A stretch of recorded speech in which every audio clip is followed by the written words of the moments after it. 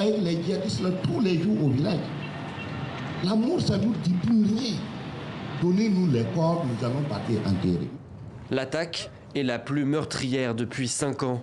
Elle s'est déroulée dans l'est du pays, en proie à une menace sécuritaire de plus en plus importante de la part de groupes djihadistes. Ces déplacés internes, estimés à plus d'1 million, sont au cœur d'une crise humanitaire sans précédent. Ayant tout abandonné dans leur localité d'origine, ces personnes ont urgemment et continuellement besoin d'une assistance, tant sur le plan alimentaire, sanitaire et socio-économique. Une fois de plus, une sortie controversée de Madame la Présidente du Faso Pazoukna Ouedraogo face au milieu de manifestants descendus dans les rues des différentes villes du pays ce vendredi 5 juin 2022 pour exiger sa démission. Ouagadougou, Koudougou, Bobo-Dioulasso, Fada, Dori, Waïgouya, toutes les villes du pays ont vu des milliers de manifestants descendre dans les rues pour exiger la démission de la présidente. La situation devient intenable pour les populations avec cette vie chère combinée à la crise.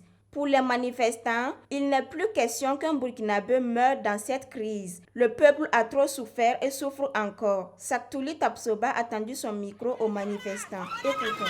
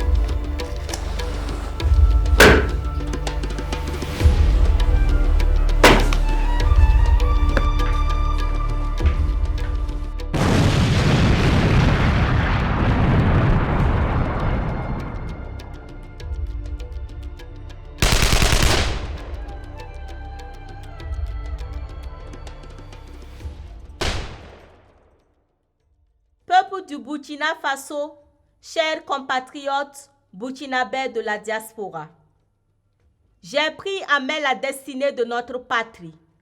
Vous aviez placé en moi votre confiance et il était de mon devoir de lutter avec vous pour la reconquête de notre territoire, la terre de nos aïeux.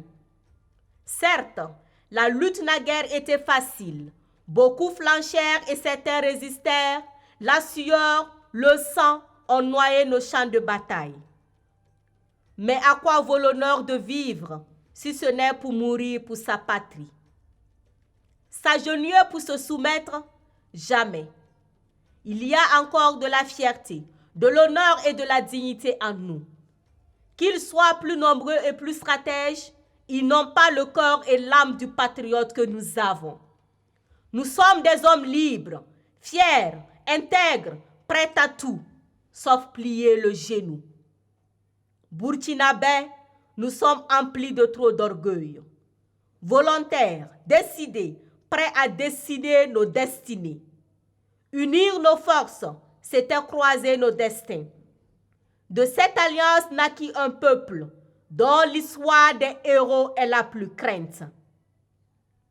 Ballottés entre drames et cris de nouveau-nés, entre furieux assauts et repos du guerrier, en plein cœur des batailles, certains se sont écroulés. Peuple insoumis, notre quête n'attend rien du ciel. Nos convictions nous poussent et nos cœurs font le reste. Le bruit du fracas des armes nous appelle. C'est notre ditanier, entre sourires et larmes. Nous avons tenu ferme.